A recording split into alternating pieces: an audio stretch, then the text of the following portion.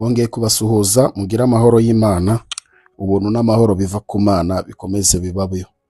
Hanyuma tugarutse mu kiganiro cyacu cyo gusobanura inzozi. Birashoboka ko hari inzozi ufite zakunaniye gusobanukirwa, birashoboka ko hari inzozi ziri mu buzima bwawe, ariko ndakwibutsa ko uko wazirose uko ariko kose iyo ni message Imana yaguhaye. Nta muntu n'umwe Imana itavugana nawe, ibyo mbivuga kenshi, ahubwo kutamenya ko Imana yavuganye nawe. Kumenya ko Imana yavuganye nawe, icyo nicyo kigora abantu benshi. Kubera ko hari ibyo tubona tukabifata nk'ibintu bisanzwe, hari inzozi turota tukazifata nk'inzozi zisanzwe, ariko nyamara ari message iva ku Mana.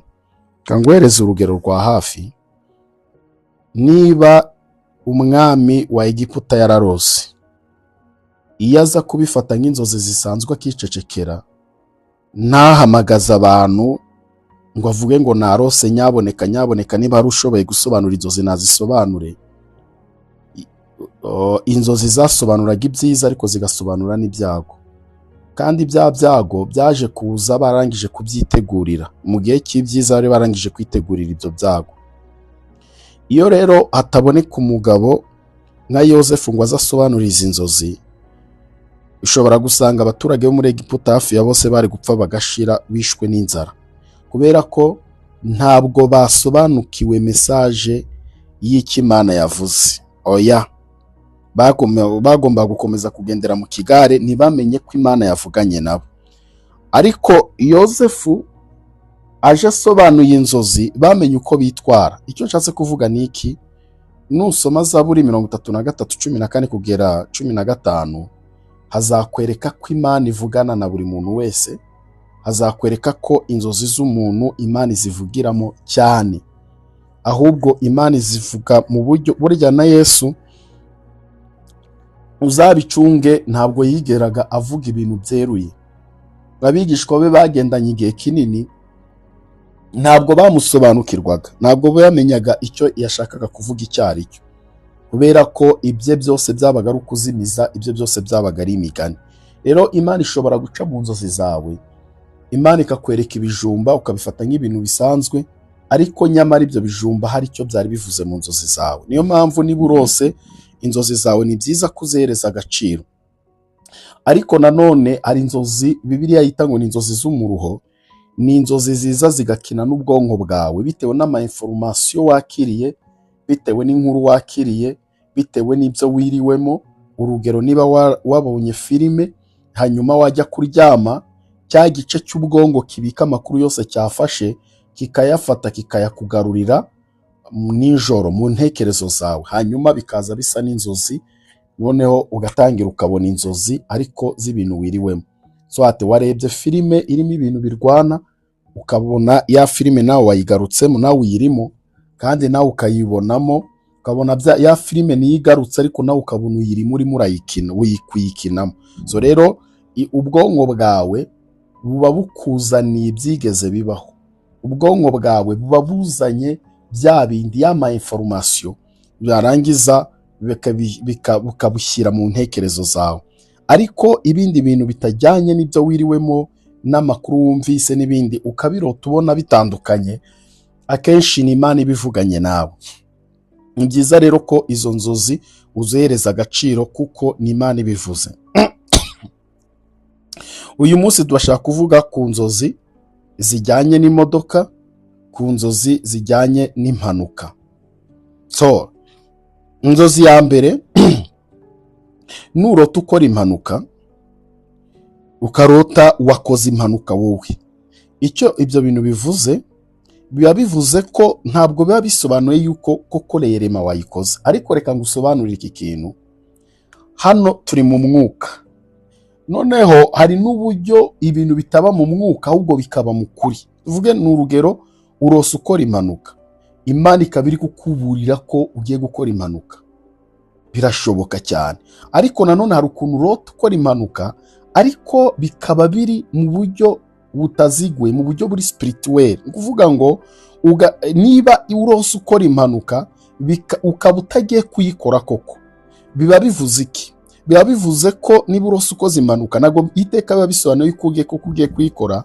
Niba ukoze impanuka biba bivuze ko hari igikorwa runaka gishaka guhagarika ibikorwa byawe burundu, cyangwa se gishaka guhagarika proje zawe burundu. Biba bivuze ko hari ikintu runaka gishaka guhagarika umugisha wawe, cyangwa se gishaka guhagarika proje zawe, gishaka guhagarika imigambi yawe. Urugero ngo guterezwa cyamunara, urumva ni inzu yawe, ariko iyo nzu yawe igiye kuva mu maboko yawe burundu. Kuvuga ngo ibyo ushobora kubibona ukora impanuka, cyangwa se ibyo bikaba ugiye kwibwa mu buryo buhambaye, cyangwa se kuba bizinesi yawe iba igiye guhura n'ibihombo bikabije, cyangwa se kuba wenda iwawe cyangwa mu byo ukora cyangwa muri proje zawe zigiye guhura n'inkongi y'umuriro. Mbese ni ibintu byose bishobora kuza bigahita bihagarika icyerekezo cyawe kigahita gipfa ako kanya direct. Iyo urose ukora impanuka rero biba bisobanura ko hari imbaraga zishaka guhagarika icyerekezo cyawe, zishaka guhagarika desite yawe, zishaka guhagarika ibikorwa byawe. Nurota ukarota umuntu akoze impanuka, ariko ukabona ni umuntu utazwi, ukabona umuntu utazwi yakoze impanuka, ukanamubona ukabona wa muntu yapfuye, abantu baramushunge, wenda n'impanuka barayishungereye, wa muntu yapfuye. Ibyo bintu biba bisobanuye iki rero? Biba bisobanuye ko wa muntu wabonye utazi wakoze impanuka, biba bivuze ko wa muntu ari wowe, wa muntu aba ari wowe uba ugiye gukora impanuka. Ni ukuvuga ngo rero icyo gihe imbere yawe haba hari urupfu rw'impanuka yihuse. Nurobona ukarota ibintu by'impanuka, ya mpanuka kandi ukabona abantu bapfuye, umuntu yapfuye, kandi wareba ukabona abo bantu ntubazi, ntumuzi, menya yuko urupfu ruri kuri wowe. Uvuga ngo uba ugiye gukora impanuka kandi utazarokoka. Mu yandi magambo, umuntu wapfuye aba ari wowe. Rero nurota wakoze impanuka, ujye umenya yuko ari igihe cyawe cyo gusenga no kwirukana umudayimoni w'impanuka ku buzima bwawe, kuko Satani aba arekereje ubugingo bwawe kugira ngo abumanukane muri rwa rwobo. Rero shuti, nurota ukarota umuntu yakoze impanuka, menya yuko ari umwuka ushaka kuza gusarura ubugingo bwawe. Reka mvuge ku nzozi ya gatatu. Nurota uri mu modoka y'ijipe, cyangwa se ukarota uri mu ivatiri, ukabona izo modoka, ukabona urarose ubonye uri mu modoka ya jipe cyangwa se uri mu ivatiri, ukabirota igutwaye, biba bivuze ko Imana hari ububyutse bushya igiye kuguterekamo. Biba bivuze ko hari ububyutse bushya Imana igiye gutereka muri wowe. Ikindi biba bivuze yuko ugiye kugira iterambere ryo mu buryo bw'umwuka. Ikindi, niba uri umukozi w'Imana, uri umuvugabutumwa, biba bivuze yuko hari ivugabutumwa Imana ikuremeye imbere yawe. Hari urugendo rw'ivugabutumwa uba ugiye kuzakora imbere gato. Biba bivuze ko hari imbaraga z'Imana kandi zigiye kuza kuri wowe. Nurota ibyo bintu uzamenye ko ari icyo bisobanura. Hanyuma rero, nurota imodoka iyo ari yo yose, imodoka iyo ari yo yose, ubwo mvuze imodoka iyo ari yo yose, nyine ni imodoka iyo ari yo yose ariko ifite cya kintu cy'inyuma cya karisori, kiriya kintu cy'inyuma, tuvuge wenda nka Daihatsu, ukarota Kahirigisi, ukarota ya modoka bita Hoho, ukarota Beni, ukarota nyine imodoka zose nk'izo ziba zifite bya kintu cy'inyuma kijyamo ibintu by'imitwaro. Uzamenye ko ibyo bintu ukabirota muri ubwo buryo, biba bivuze ko uwo ni umwuka w'urupfu urimo kukugendaho. Iyo modoka nuyirota, cyane cyane ukarota uri hahandi inyuma, nyine aho muri karisori, ukayibona nyine wenda utwawe ariko urimo aho inyuma muri iyo karisori, ujye umenya yuko uwo ni umwuka w'urupfu urimo kukugendaho. Irukana imbaraga z'urupfu, irukana umwuka w'urupfu ku buzima bwawe. Hanyuma tugeze ku nzozi za kane.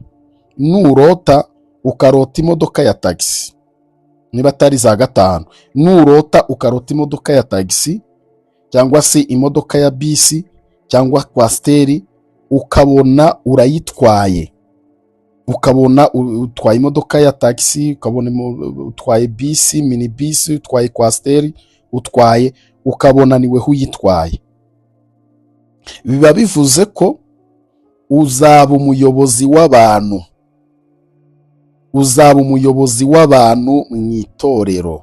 Uvuga ngo swate uzayobora korari, cyangwa se uzaba umupasiteri uyobora abantu, uzaba mwarimu, uzahagararira itsinda runaka. Iyo urose utwaye taxi, utwaye bisi, utwaye kwasiteri, biba bivuze yuko ugiye kugira inshingano zikomeye mu itorero, kandi ko ugiye kuzaba umwe mu bayobozi b'itorero. Hanyuma rero kurota bagutwaye mu imodoka, urose bagutwaye mu modoka ya bisi cyangwa se nyine imodoka ya bisi, imodoka ya tagisi, wowe baragutwaye. Ni ukuvuga ngo iyo ni mesaje Imana ibiguhaye ikubwira ko ugomba gutuza no guhama hamwe mu itorero, ukareka umwuka w'ubuzererezi. Nurota ukarota uri muri bisi, uri muri tagisi, urishaye, uratuje, baragutwaye nyine. Icyo gihe ujye umenya yuko ari mesaje Imana iguhaye yuko ukwiye kuguma ahantu hamwe mu itorero, ugatuza, mbese ukava mu mwuka w'ubuzererezi. Mu yandi magambo, niba udafite itorero, rishaka uryicare mutuze.